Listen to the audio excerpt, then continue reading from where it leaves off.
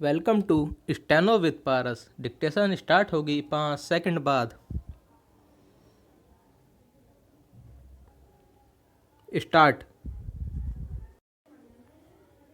प्रधानमंत्री ने राष्ट्र को संबोधित करते हुए 20 लाख करोड़ रुपए के आर्थिक पैकेज की घोषणा करके देश को केवल चौंकाया ही नहीं बल्कि यह संदेश भी दिया कि उन्होंने इस बड़े पैकेज के जरिए आपदा को अवसर में बदलने के लिए कमर कस ली है।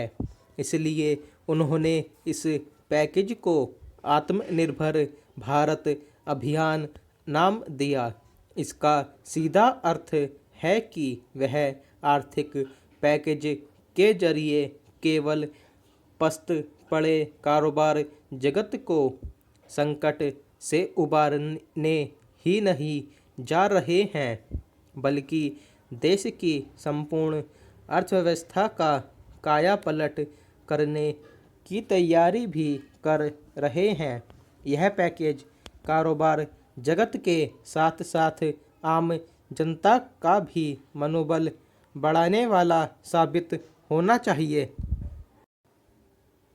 निसंदेह बीते कुछ दिनों से आर्थिक पैकेज की घोषणा की बेसब्री से प्रतीक्षा की जा रही थी, क्योंकि इसके पहले सरकार और रिजर्व बैंक की ओर से जो राहत दी गई थी वह कोरोना वायरस के संक्रमण से उपजे भीषण संकट को देखते हुए अपर्याप्त थी। एक और आर्थिक पैकेज की उम्मीद के बावजूद इसकी अपेक्षा शायद ही किसी को रही हो कि वह जीडीपी के 10% के बराबर होगा और पिछले दोनों पैकेज को मिलाकर उसकी कुल राशि 20 लाख करोड़ रुपए हो जाएगी। जीडीपी के मुकाबले इतना भारी भरकम पैकेज तो कोई विकसित देशों ने भी नहीं दिया। प्रधानमंत्री की ओर से 20 लाख करोड़ रुपए की अप्रत्याशित राशि वाले आर्थिक पैकेज की घोषणा के बाद अब प्रतीक्षा है उसके विस्तृत विवरण की। इसके बावजूद प्रधानमंत्री के संबोधन से इसका आभास तो हो ही गया कि इस पैकेज में किसानों, रोज कमाने खाने वालों के साथ साथ छोटे मझोले कारोबारियों का खास ध्यान रखा जाएगा।